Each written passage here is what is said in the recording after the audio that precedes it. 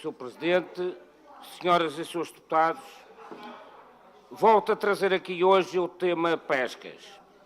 No decurso desta legislatura têm sido muitas as iniciativas parlamentares da oposição, sejam na forma de projeto de decreto legislativo regional, projeto de resolução, de recomendação e até da forma de voto de protesto.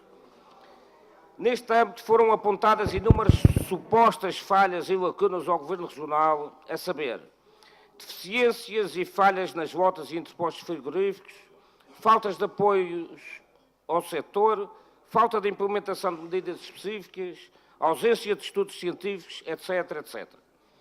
Para além destas iniciativas neste Parlamento, outras aconteceram e recordo-me de duas recentes, por sinal, ocorridas em Câmara de Lobos. A primeira delas, iniciativa do Bloco de Esquerda, no início de março, e que teve como porta-voz o Sr. Paulino Ascensão, que foi a Câmara de Lobos abordar o tema pescas e, conforme afirmou a comunicação social, após ouvir alguns pescadores, disse: com a construção do Hotel Churchill Bay, o livre acesso ao cais de Câmara de Lobos ficará condicionado. A segunda iniciativa do PCP, já no final de março, sendo porta-voz o Sr. Deputado Ricardo Lume, afirmou: o setor das pescas precisa ser valorizado como importante componente da economia produtiva da Madeira e acrescentou: Portugal é o país da União Europeia com maior zona económica exclusiva, mas apesar disso, 70% do peixe que consumimos é importado e muito desse pescado é por frotas estrangeiras nos nossos mares. Quanto ao caso do Bloco de Esquerda, penso que pude observar pelas imagens da RTP Madeira que o porta-voz esteve à conversa com indivíduos que não são pescadores e a sua afirmação é de todo absurda e alarmista. Não se percebe qual a finalidade, mas podemos garantir que, a não ser por motivos de obras ou de segurança, o cais de Câmara de Lobos continuará a ser de livre acesso pedonal. Quanto ao acesso automóvel, defendemos que futuramente só deverá ser permitido por razões devidamente justificadas e mediante autorização. No segundo caso, e conforme iremos ver mais adiante, na região o setor das pescas tem sido bastante valorizado. Quando se compara o todo nacional com a região, afirmando que 70% do peixe que consumimos é importado, e ainda assim, na sua maioria, pescado por frotas estrangeiras nos nossos mares, sem revelar a autoria dos estudos e dados que o comprovem, é muito grave, leviano e absurdo. Desde logo, porque põe em causa a fiscalização dos nossos mares e quem tem competência para tal. Também não refere que Portugal é dos países com maior consumo de peixe per capita e que o bacalhau tem um grande peso na quantidade de pescado importado. Para esclarecimento, importa referir que na região, grande parte do peixe consumido são das espécies que mais produzimos, que são os tonídeos, o peixe-espada preto, o chicharro e a cavala. Estas espécies são produzidas em quantidades suficientes para o consumo regional e ainda para exportação, em alguns casos. Verifica-se também que, muitas vezes, tende-se a fazer comparações com o passado, esquecendo alguns aspectos. Hoje são menos as embarcações, são menos os pescadores, mas, no entanto, os níveis de captura globais não têm sofrido grandes oscilações.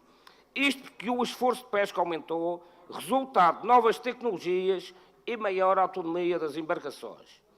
Determinadas artes de pesca, ora permitidas, hoje já não o são, como, por exemplo, as redes de malhar, os covos, etc. Alguns tipos de licença, como é o caso das redes de cerco para arruamas, chicharro e cavala, não há muitos anos eram 5 as licenças e hoje são 3 e ainda com limite de área de captura. Hoje existem limitações para determinadas espécies e não se atira ao mar excedentes de captura. Hoje a fiscalização é mais eficiente e pratica-se uma pesca mais sustentável. Quanto às críticas, diversas vezes apontadas ao Governo Regional, importa enumerar algumas das medidas implementadas nesta legislatura. Investimentos para modernização e gestão integradas em lotas e entrepostos frigoríficos, nomeadamente no Funchal, Caniçal, Pão do Mar, Porto Muniz e Porto Santo. Na área dos estudos e investigação, destacam-se programas e projetos que visam potenciar a economia do mar, no âmbito da pesca e da aquacultura, na investigação aplicada, no programa de recolha de dados, no estudo biológico do peixe-espada preto, assim como no apoio à frota pesqueira e indústria e na modernização do Centro de Maricultura da Calheta.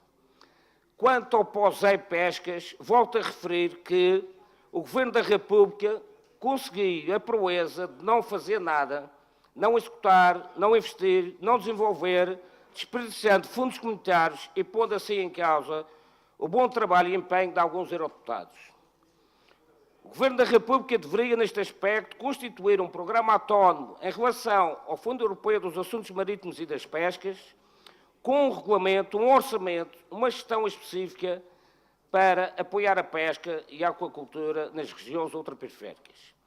Recorde-se que a proposta da Comissão mantém o atual esquema de compensação para custos adicionais, com a promessa de avaliar a sua relevância até 31 de dezembro de 2023 e, se necessário, apenas então voltar a criar um programa POSEI para os assuntos do mar e das pescas.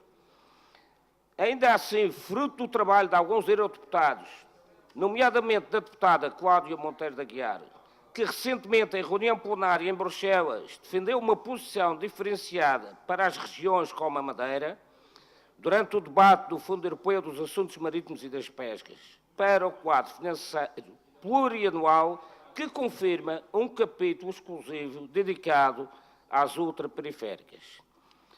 De realçar, como medidas mais positivas para a região, a decisão da Comissão de Pescas para voltar a ser possível renovar as frotas de pesca costeira e artesanal nas regiões ultraperiféricas, desde que o aumento da capacidade de pesca não ultrapasse o limite definido e para embarcações que estejam registadas e desembarquem nas regiões.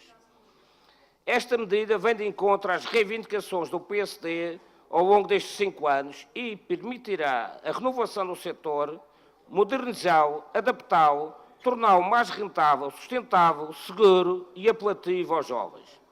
A medida também prevê apoios para a construção e modernização de infraestruturas portuárias, lotas e estaleiros, desde que contribuam para uma pesca sustentável. De realçar também que, relativamente às cotas para o peixe-espada preto para 2019 e 2020, passam a ser alvo de decisão do Estado-membro devidamente sustentada em avaliações periódicas a apresentar até 15 de março de cada ano. A este propósito, refere-se que a Comissão Europeia saudou o acordo entre o Parlamento Europeu e o Conselho da União Europeia sobre o plano plurianual para a gestão das espécies capturadas pelas frotas pesqueiras portuguesas. Mantém-se também a exceção da possibilidade de descarga dos tubarões de profundidade a título acessório. São tudo medidas que satisfazem os profissionais do setor e, como tal, também nos satisfaz. Muito obrigado.